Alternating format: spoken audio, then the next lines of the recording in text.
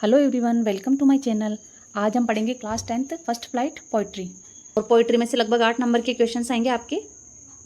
उनमें से first question है 1 आउट ऑफ 2 एक्सट्रैक्ट्स, यानी कि 2 पद्यांश आएंगे, उनमें से आपको एक करना होगा और उसी में से क्वेश्चंस पूछेंगे। वो लगभग 4 नंबर के रहेंगे। और क्वेश्चन नंबर बी है 2 out of 3 short answers type questions, themes ideas best, यानी कि 3 शॉर्ट क्वेश्चंस आएंगे और वो थीम और आइडियाज़ बेस्ट होंगे। यानी आपको 2 क्वेश्चंस करने हैं 3 में से और उनके शॉर्ट आंसर देने हैं और वो थीम बेस्ड या आइडिया बेस्ड होंगे। यानी कि आपको कविता का केंद्रीय भाव पूछ सकते हैं और वो लगभग 4 नंबर का रहेगा। पढ़ते हैं चैप्टर फर्स्ट की पोएम डस्ट ऑफ स्नो, बर्फ के कण, जो कि रॉबर्ट फ्रॉस्ट द्वारा लिखी गई है। और इस पोएम में पोइट ये कहना चाहता है कि कभी कभी कुछ क्षण या कार्य बहुत ही साधारण होते हैं परंतु उनका महत्व बड़ा होता है, वे मनुष्य की मनोदशा को बदल देते हैं। और इस पोएम में भी हेमलॉक पेड़ से बर्फ के कणों के गिरने से कवि की मनोदशा परिवर्तित हो जाती है और वह अपने दुखों से मुक्त हो जाता है और बाकी दिन को आनंदमय तरीके से व्यतीत करने का निश्चय करता है। तो पढ़ते हैं poem the dust of snow, stanza first. The way A crow Shuk down on me the dust of snow from a hemlock tree.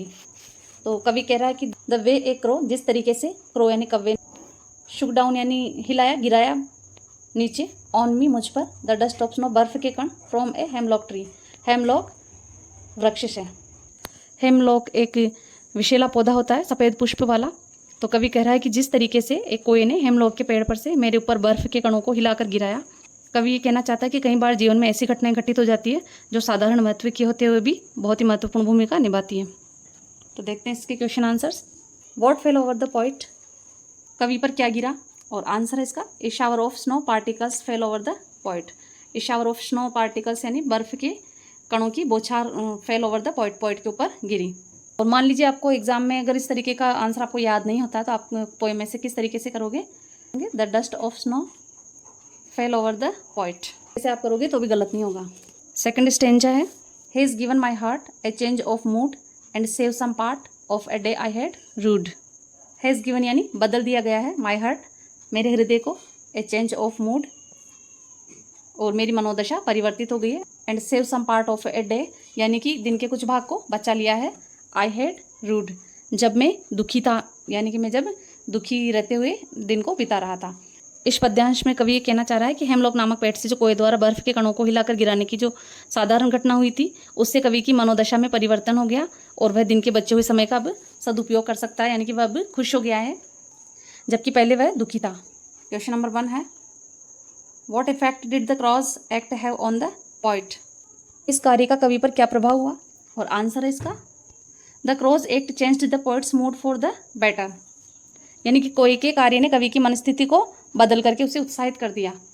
मान लीजिए अगर आपको इस तरीके से आंसर नहीं आता है तो आप पोएम में से भी इस तरीके से कर सकते हैं, the cross act have on the poet A change of mood.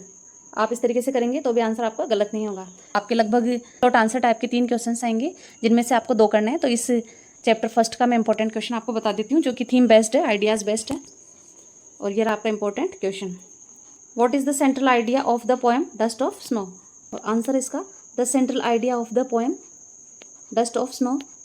और ये जो पोएम है डस्ट ऑफ स्नो, इसका जो केंद्रीय भाव है इज दैट, वो यह है कि समटाइम्स सर्टेन मोमेंट्स और actions are simple but have a larger significance, यानी कि कभी कभी कुछ क्षण या कार्य जो होते हैं वो बहुत ही साधारण होते हैं लेकिन उनका महत्व बहुत ही बड़ा होता है, बहुत ही अधिक होता है। तो मैंने chapter first dust of snow की पोइट्री आपको समझा दी है।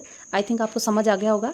और बोर्ड एग्जाम में भी इसकी जो 2 क्वेश्चन आएंगे, एक पद्यांश आएगा उसमें से आपको 2 क्वेश्चंस करने हैं और दूसरा जो क्वेश्चन है वो उसमें 3 क्वेश्चंस आएंगे, उसमें से आपको 2 क्वेश्चंस करने हैं। तो मैंने आपको समझा दिया है और आपको मैंने इंपॉर्टेंट क्वेश्चन भी बता दिया इसका। तो आई होप आपको समझ आया होगा और अगर आपको समझ आया हो तो प्लीज़ लाइक करो, शेयर करो, सब्सक्राइब करो।